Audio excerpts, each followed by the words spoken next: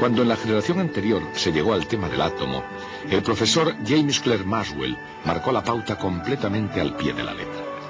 Como redactor de la incomparable 9ª edición de la Enciclopedia Británica, su artículo sobre el átomo no fue solo la ciencia más avanzada de su tiempo, sino que además resumió un conjunto de especulaciones filosóficas que se conocían desde la Edad de Oro.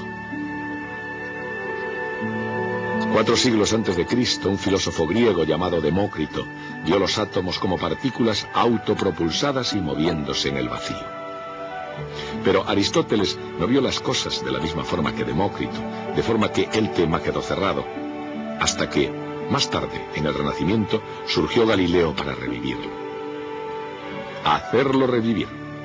Le siguieron por el mismo camino Boyle, Descartes, Newton y muchos otros científicos, incluido Maxwell.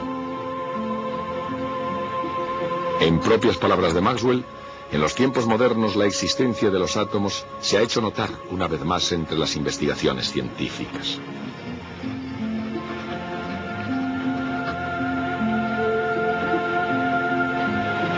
John Dalton había realizado una de las más notables investigaciones. En 1807 este químico inglés estudió las combinaciones químicas de los elementos químicos y se llegó a proponer la ley de las proporciones definidas y múltiples. Cuando dos sustancias se combinan en una reacción química, lo hacen en cantidades cuyas masas están en razón del cociente de números enteros pequeños. La implicación estaba clara. Para poder combinarse en esas determinadas proporciones, las sustancias debían contener partes últimas o átomos. La idea de Dalton, sin embargo, no careció de dificultades.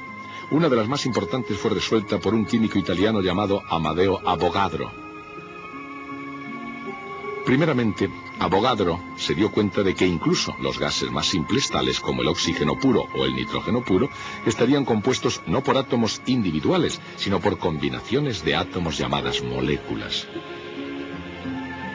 Cualquiera que sea la unidad más pequeña de cualquier gas, decía Avogadro, refiriéndose a átomos o moléculas, un determinado volumen de gas tendría el mismo número de ellas.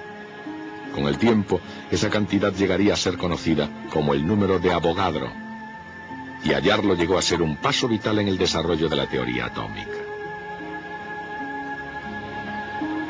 En palabras de Maxwell, el diámetro y la masa de una molécula son por supuesto muy pequeños, pero de ningún modo infinitamente pequeños. Unos 2 millones de moléculas de hidrógeno en hilera ocuparían 1 milímetro. El conocimiento de Maxwell provenía de la teoría de los gases y del análisis de sus propiedades, viscosidad, capacidad de conducir el calor o, en este caso, el tiempo que necesita una clase de átomos para trasladarse una determinada distancia entre los átomos de otro gas.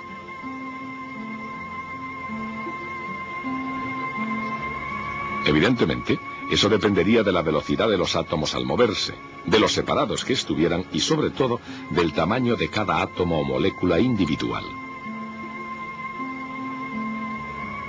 A ese conocimiento, al tamaño de un átomo, Maxwell pudo añadir otros conocimientos que se habían obtenido con la utilización de un nuevo instrumento, el espectroscopio.